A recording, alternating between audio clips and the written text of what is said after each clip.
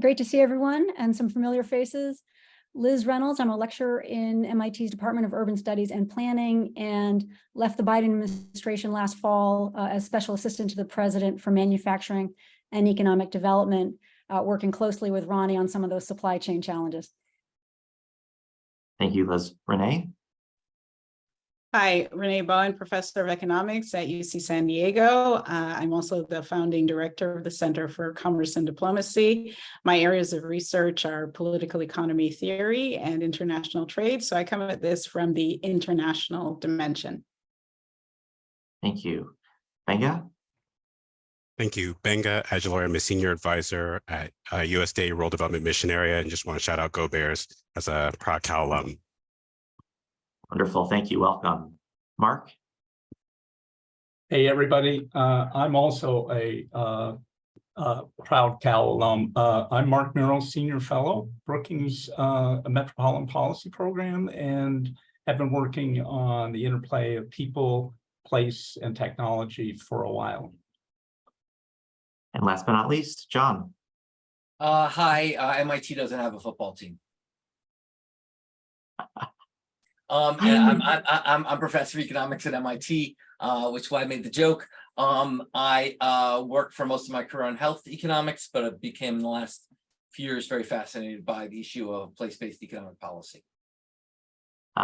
Yes, and Jumpstarting America. I almost cited the book in talking to Ronnie, but I know you'll cover it in your remarks. So that's really great. Thank you all for joining us. We've got a good sized panel here, limited time. For structure, I'll start by directing a question to each of you and give each of you, a few minutes to answer and also to highlight relevant work and perspective that you have on the topic, and then we'll move into some open discussion where the group of you can jump in on. So to start, Mark, I'd love to start and help you set this, ask you to help set the stage a bit for us. Can you talk about some of the ways that the geography of jobs, across metropolitan areas has changed over the last couple of decades? How has that shifted some of the thinking around how the federal government should be promoting economic development, and specifically with, is it place-based strategies versus universal strategies? Yeah, absolutely. And it's great to be with such an illustrious group. Absolutely. And right off, I want to thank you and the Opportunity Lab for organizing this incredibly timely and focused session. So thanks for including me. So what's really striking, I think, is how dramatic and wrenching the geographic shifts of the U.S. economy have really been over the last 40 years, say. I think sometimes we forget about this. We've seen and only belatedly recognized a huge mutation in, U.S. territorial trends since World War II, and there, if anything, greater than is recognized. Most notably, while the convergence of regions by which wage and investment gaps were narrowing was the norm for most of the last century, and catch-up among regions began to break down in the 1980s. And then new economic forces, innovation, technology, globalization placed new demands on places, and the divergence of regions became the norm. Until 1980, the wage gap between places was broadly shrinking. After 1980, wage and investment gaps began to widen among places, and that has continued. And the pull-away really accelerated in the last decade plus, and became, in my view, unavoidable, and led to the moment we're in now. As big tech's gigantic digital platforms gained sway, divergence among places sharpened, if anything. Intense new demands for talent and ideas increased the value of agglomeration economies. Meanwhile, winner-take-most network effects unleashed further dynamics, self-reinforcing, that I think further benefited big, well-educated coastal metros, leaving cities and towns and rural areas and the rest of America to go sideways. And really, almost all communities were going sideways in that, in terms of the overall share of the economy. For example, an analysis we did at Brookings found that just 5 top innovation sector metro areas, Boston, San Francisco, San Jose, Seattle, San Diego, amounted for more than 90% of the nation's innovation sector job growth during the years 2005 to 2017. So tremendous concentration. At the same time, 90% of the nation's metro areas lost share. So you can readily see the perception that most places feel that growth is occurring somewhere else. And I think that has became a pervasive cultural atmosphere of the last decade. So you get the drift. Epidemic of regional divergence in the last 15 years has ensured that rather than growing together, as they used to, the nation's metros and rural areas have been growing apart. And that is a reality over the last, say, 15 years for sure. Just say a few things about how this has influenced policymaking, I believe, in the last recent years. I think there's no doubt that the starkness of the facts before us has shifted thinking among both economists and policymakers. For one thing, it simply became harder to delay action given the dramatic trend lines that I'm talking about, and many here have helped delineate those. And then not to mention what we learned about regional divides in the aftermath of 2016 election. So there was also this political edge to this. Relatedly, it became harder to presume regional problems would naturally resolve themselves given the end of convergence long ago and the rise of divergence. I think there was little confidence that left to their own devices, these trends would moderate. And then the rise of, I think, innovation-oriented economic theories has raised concerns that tech-oriented agglomeration dynamics might not spread development by themselves. Instead, they too might concentrate it. And I think that's an issue we all have been thinking about in the last decade. What's more, impatience with diffuse universal policies and small bore responses, I think, has thrown attention to more pointed place-based interventions, such as we're going to hear about from John and Liz and others. Reasons are clear. First, place-based strategies can target a specific location, obviously, of a market problem and bring more leverage to bear. I think that's part of the attraction. Second, place-based strategies, by supporting very grounded problem solving, can get at the micro underpinnings of bigger micro issues more readily than broad policies at times. For example, place-based interventions can target the specific actors, the institutions, the networks involved, say, in a particular workforce gap. And then third, place-oriented policies are more likely to get the civics right. I think it is permissible to consider the political and feasibility and local execution issues. And I think these kinds of programs, when they enlist and catalyze local or bottom-up problem solving, can really give policymakers, those trying to work on these issues, a little more traction. In that sense, place-based policy responses seem particularly relevant for addressing geographic imbalances, and that's what is before us. So to wrap up, I mean, I tend to view the recognition of regional divergence and the recent policy response as a belated but genuine success of the policy community, the research community, and actually Congress as well. It took too long, maybe, for the nation, economists and policymakers to truly recognize that the nation had a territorial problem. But once it did, I think there was tremendous work done by people on this call, and as well as the last Congress and many others. And so I think the genie's out of the bottle. Questions about support and how we move forward, but I think the substantially place-based responses are here to stay. So I'll leave it there. Others here have a lot more to say than I do. Thank you, Mark.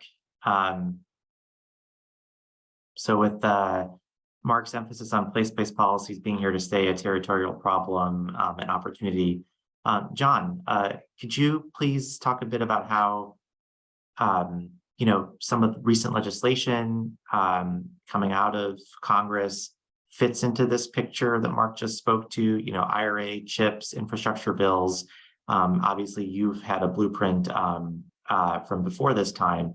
How do these pieces of legislation aim to spur a more equitable distribution of economic activities, opportunities around the country, and where do you see the lowest hanging fruit and highest opportunities?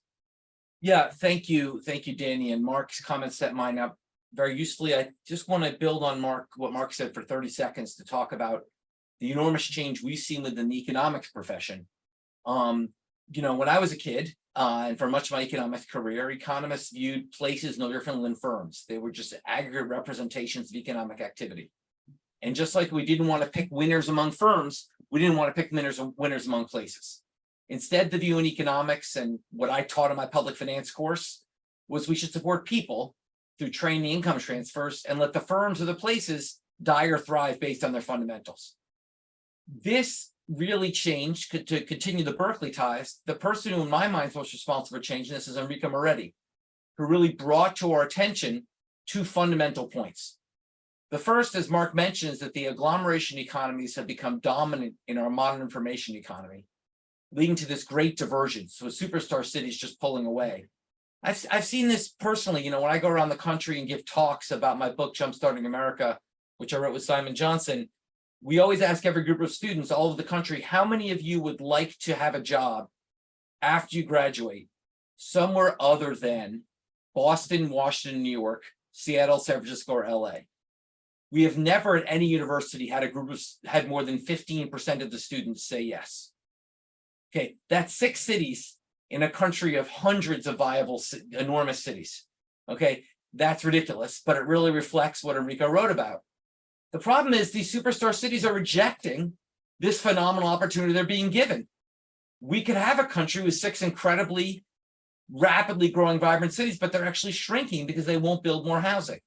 Okay, in the 10 top highest earning cities in the US in 1980, the average house price was 50% higher than all other cities. Today, it's 300% higher. And this set of facts has then motivated a lot of work, much of it by Mark and his team at Brookings, as well as contributions by myself and Simon Johnson, our book, on place-based policies. But let's be clear, this new wave of place-based policy work is not the same as the limited place-based policy work that existed before. There was work about places before, but that was all about redistribution, and quite frankly, a lot of what Representative Clyburn talked about in his comments. That was about helping out poor places.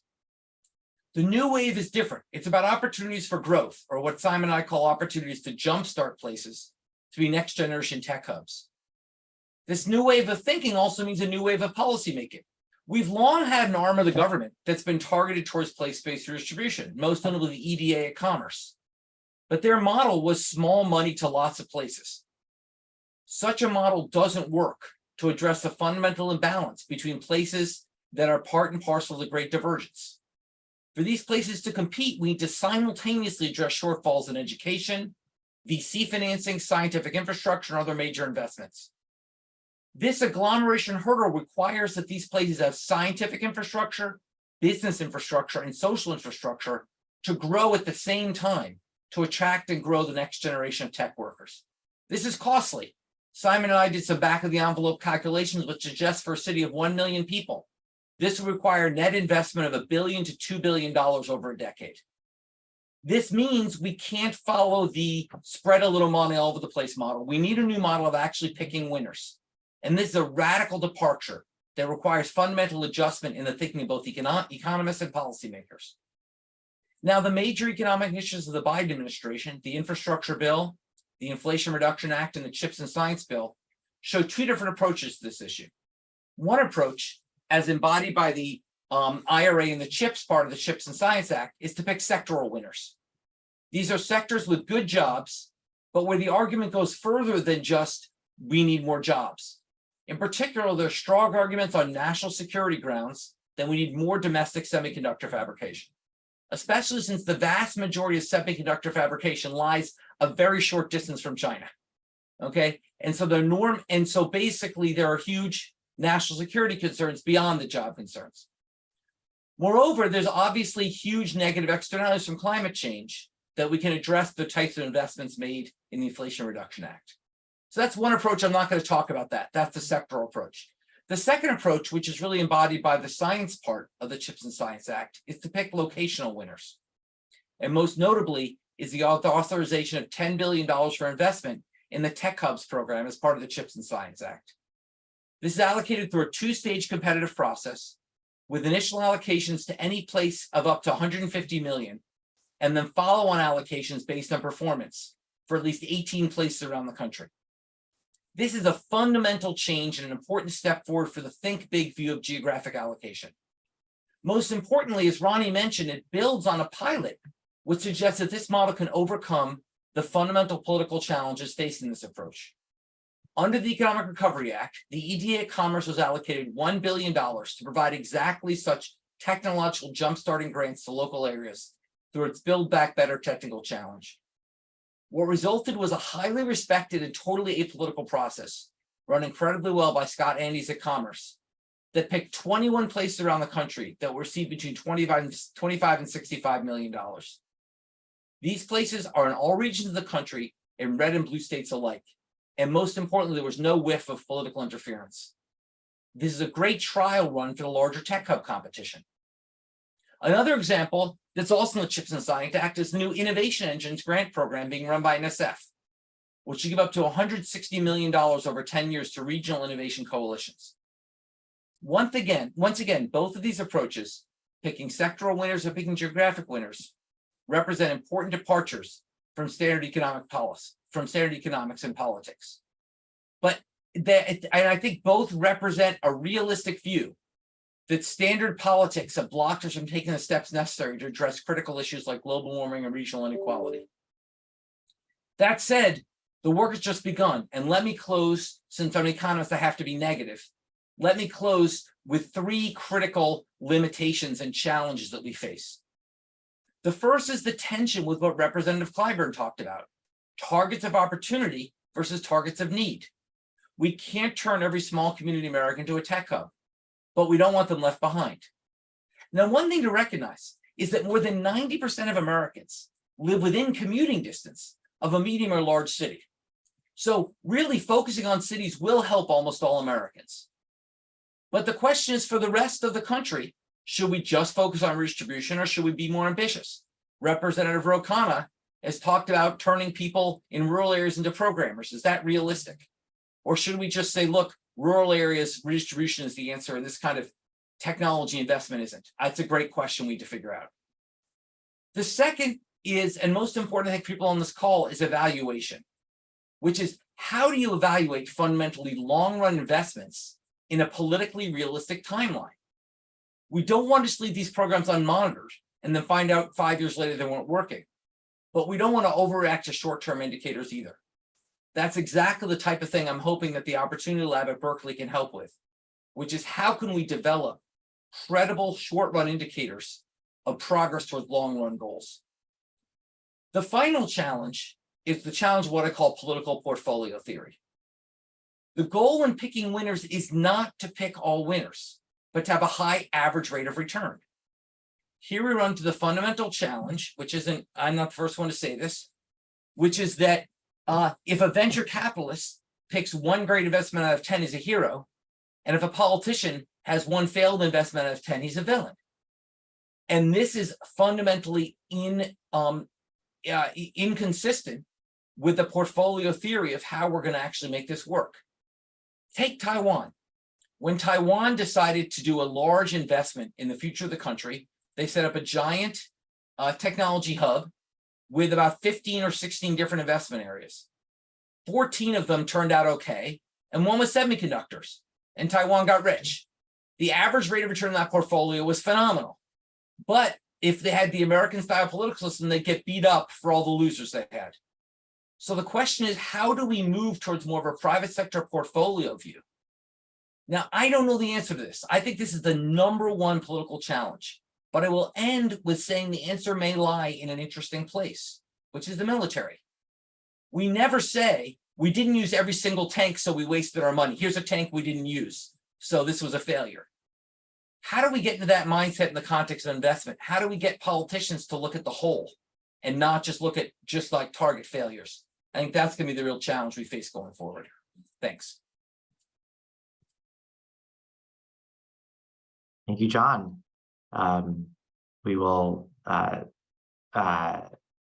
think we have some spirited questions for discussion here building up, and I'm very thankful, John and Mark. And Renee, I wanted to ask you to go deeper on, part of what John was saying, the split between there's the spurring specific industries and then specific places.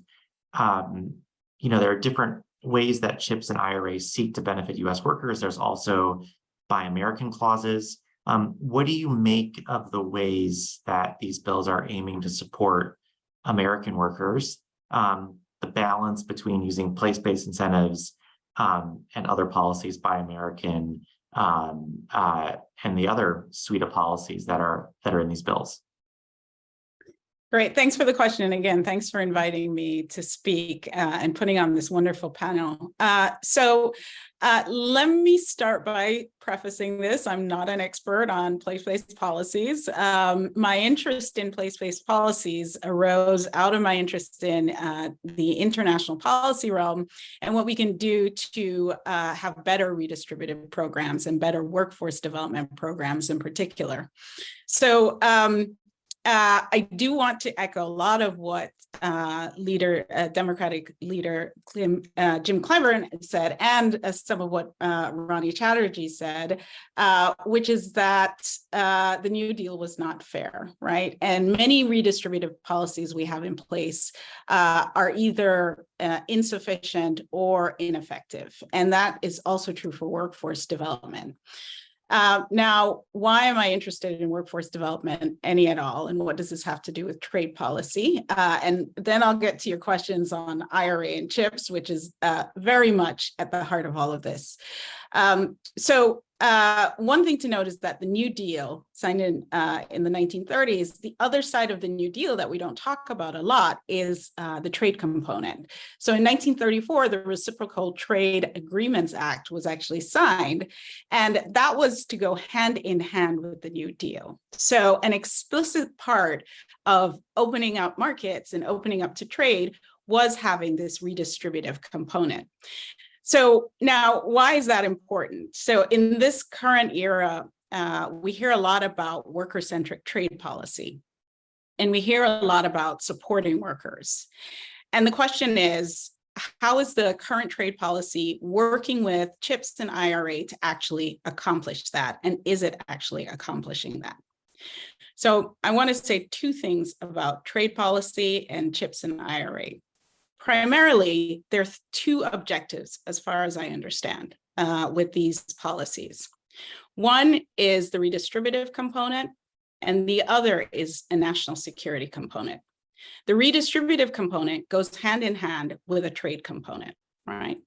So let's talk about some of these programs and how they actually help or hurt these two objectives.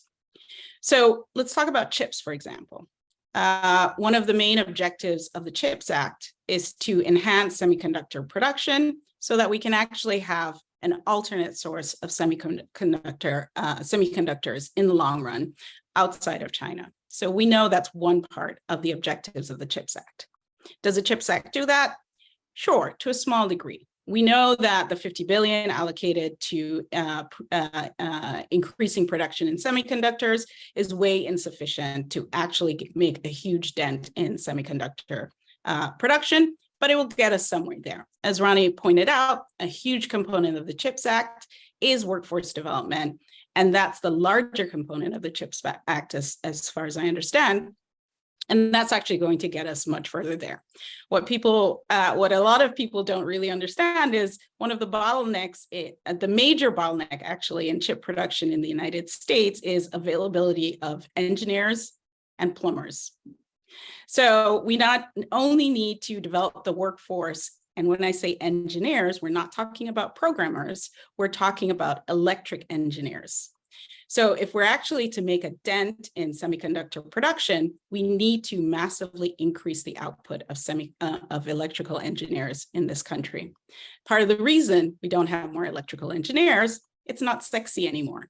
Everyone wants to be a programmer.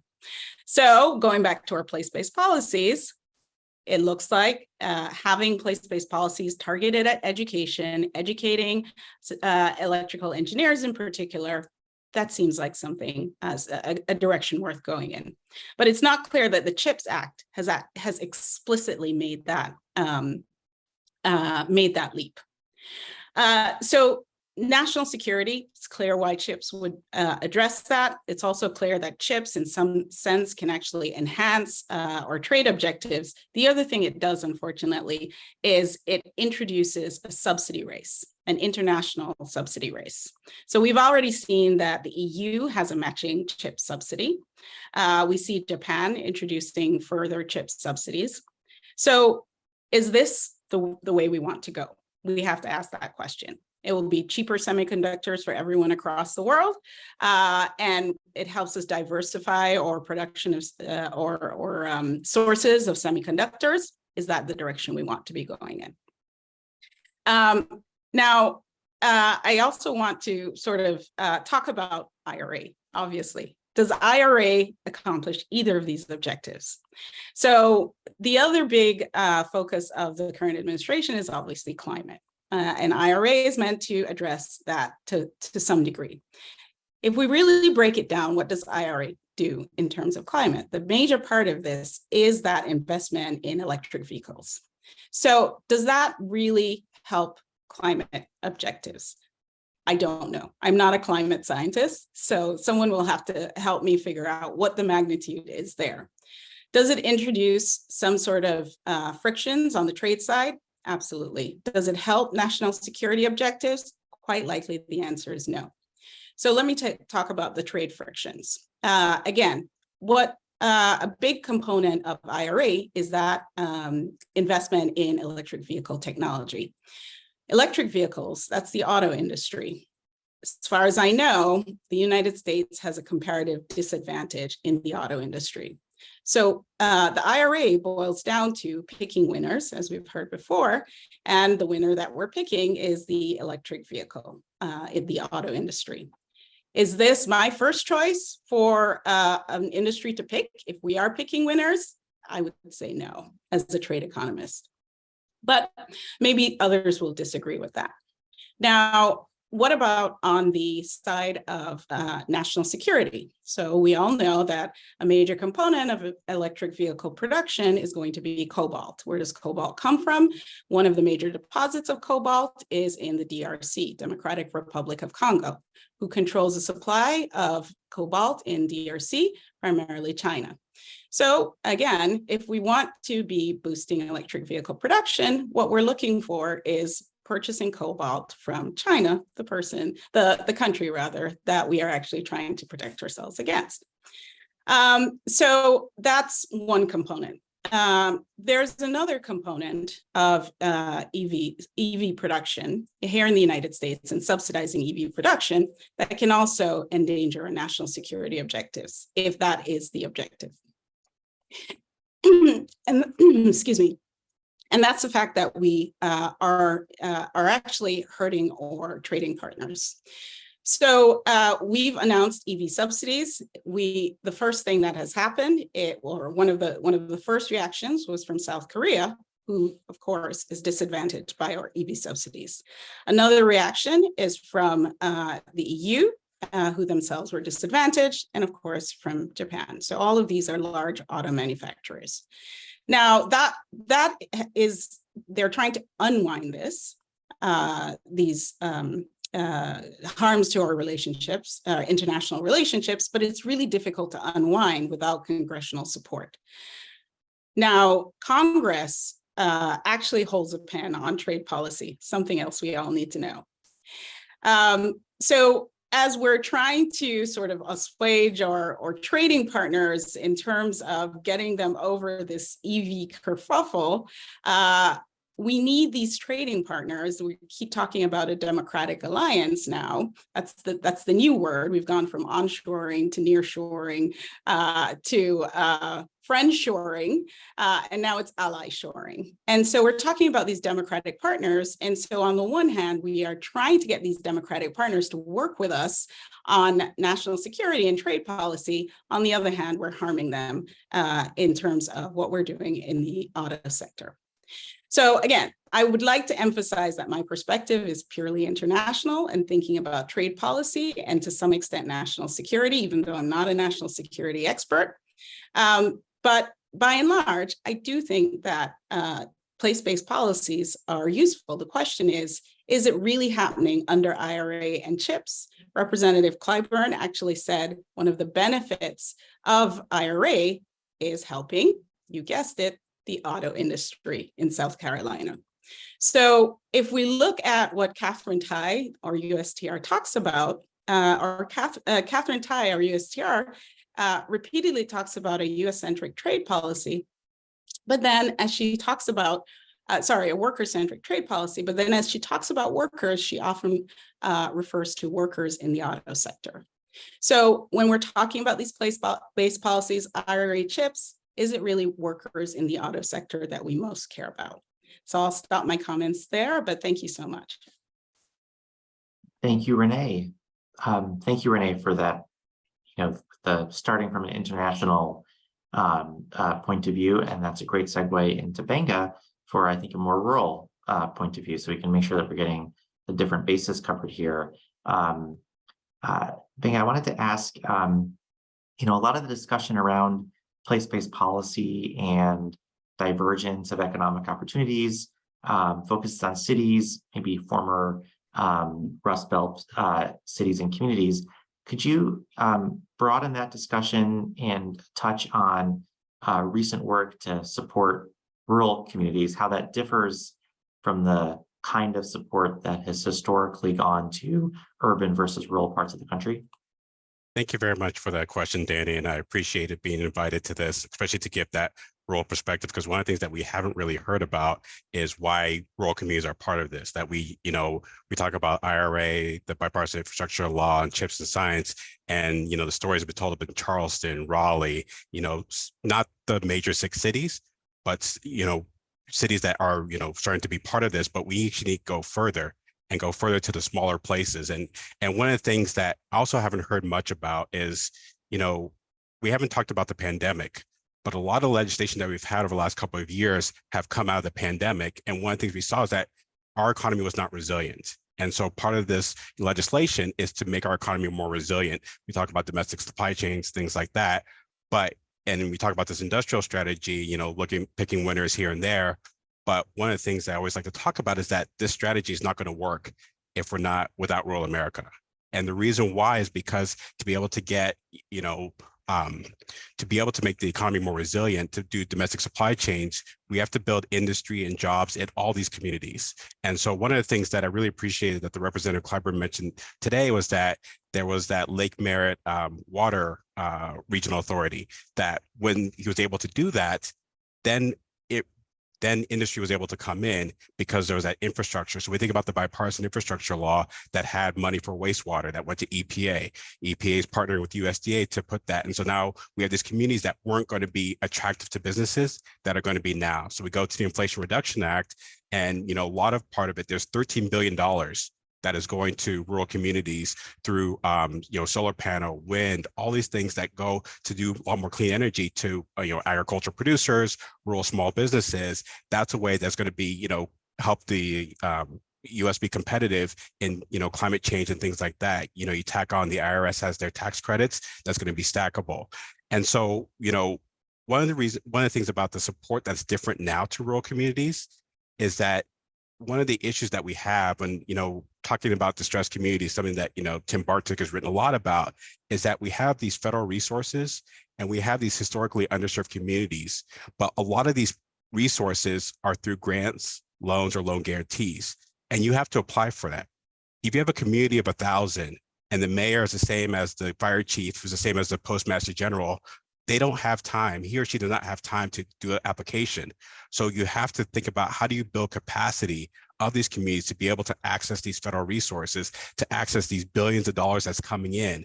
And so one of the things to do that is to have capacity building programs and efforts and staff and resources to go in. So a great way to kind of explain this is that there's new initiative that the administration has put out called the Rural Partners Network, where we've set up 36 community networks throughout the country. So it's 10 states and Puerto Rico. And what we have is we have federal staff, community liaisons who are in these these neighborhoods who, do needs assessment, talk with the mayor, talk with community leaders, talk with the people, do engagement, and then do a needs assessment. And then we have what are called these designated rural officers, or rural desk officers at either Commerce, HUD, Treasury, all these different, 20 different federal agencies. And so that community liaison connects the community with these federal agencies to find these resources and to access these resources. And so that's the way to do it. And I think of it, answering in terms of Professor Gruber's questions about how do we, reach these rural communities that are not, close to cities. Well, this is the way to do that, is building the capacity as communities so that, not just to help them out in the short term with IRA funding or things like that, but for the long haul, so that, they get that first grant, that next grant is going to be that little bit easier. In 5 to 10 years is going to be even more easy. And so that's what this administration is doing to actually reach the rural communities, because without them, this industrial strategy is not going to work. And so I'll stop here and move on. Thank you. Thank you. And now for, we've heard international, we've heard rural. I want to now come to Liz to tie this off, and then we can head into a couple of questions. Mark and John, we definitely heard, kind of the trade-offs in federal policymaking. We've now heard rural and international dimensions. In your time in the Biden administration, how did the specific question of place-based strategies, in your experience, differ from the way things might have been talked about in the past? And I don't know if John's portfolio problem was a political problem on your mind, and what you see as the challenges and strengths of an actually implementable place-based policy from your experience. Great. Well, thank you. And it's a pleasure to be here with everyone. I will make this relatively brief because there's been so much talked about and we really want to get into discussion, but it is the case. And it was really a pleasure to be working with Ronnie and others on the inside, but also people like Jonathan and Mark and others on the outside as this policy was formulated, to try and do a number of things, which was to, we have learned things about place-based strategies. We have a long history in this area as a country, certainly at the regional level. But as both Mark and Jonathan highlighted, certain things had changed dramatically that we were coming into with some very clear sense of what the strategy should look like that's different from the past. And that was in part motivated by what we've understood from the economics profession over time, the importance of the primacy of inequality as an issue for the country, not just from the economic perspective, but of course, from the political and social fabric of the country, and the sense that democracy itself has been at risk because of a lot of the populism and what's been going on the ground in a lot of these regions. And so with that in mind, I think that these policies were designed to do a kind of a both and. So first, they do address the scale issue that Jonathan talked about. How can we actually find places that are at a tipping point, and potentially if we really put in significant funds, but also flexibility for designing what the strategy should look like, given what we've learned about the role of universities, the role of startups, et cetera. What and building kind of coalitions. What could we build there? The other part that I think is really different here is a continuum of approaches. So we've got no less than at least 4. I think we've talked at least about 4 different programs have now been in place, whether it's the Build Back Better program, the tech hubs, the NSF engines, the recompete grants. All of those are actually addressing different types of economic challenges, different places, at different stages of technology development and different industry cycles. And we're using tools, in different ways. And I think that's a smart, evolution of our strategy on the place-based front. It's not just opportunity zones for everybody. It's got a little bit more nuance on that front. And the other piece that I think is important that also, has been mentioned is a little bit of kind of capacity building and governance.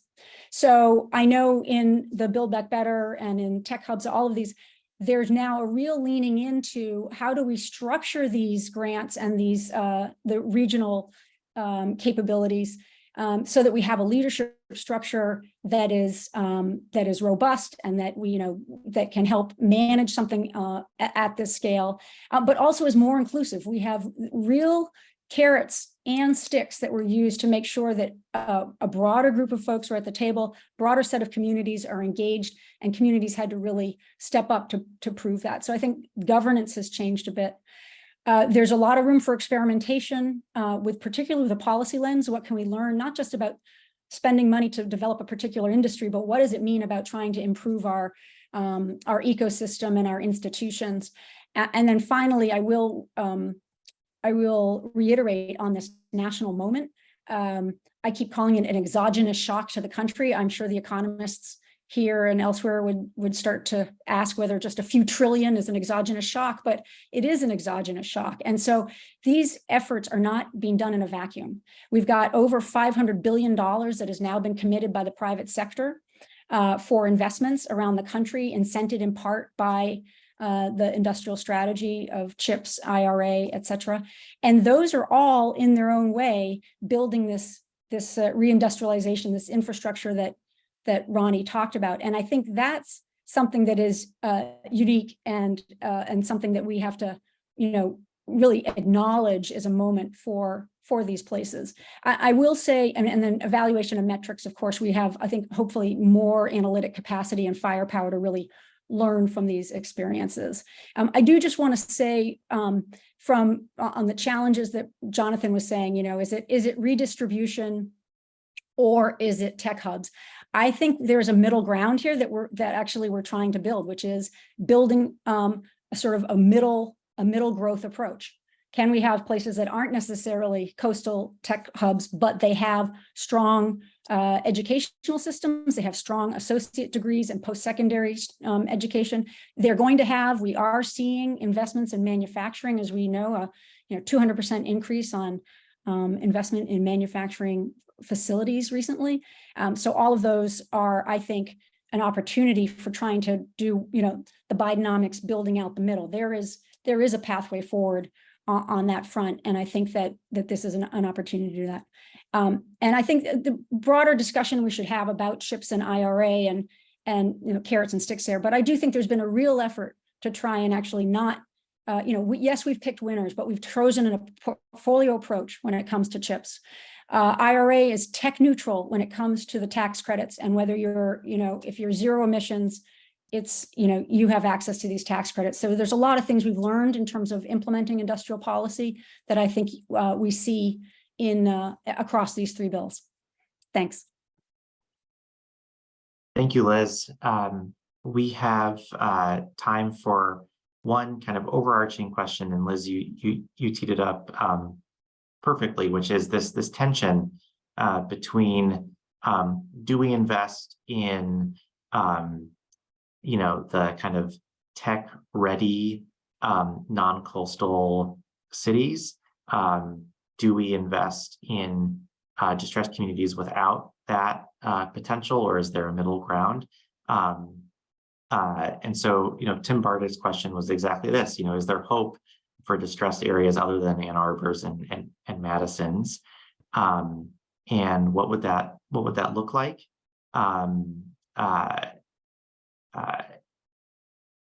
Let me, I can phrase it this way. If you had $100 billion and you had the rights for investing that, would you put it all into one type of community, all into another, or would you have some kind of mixed approach?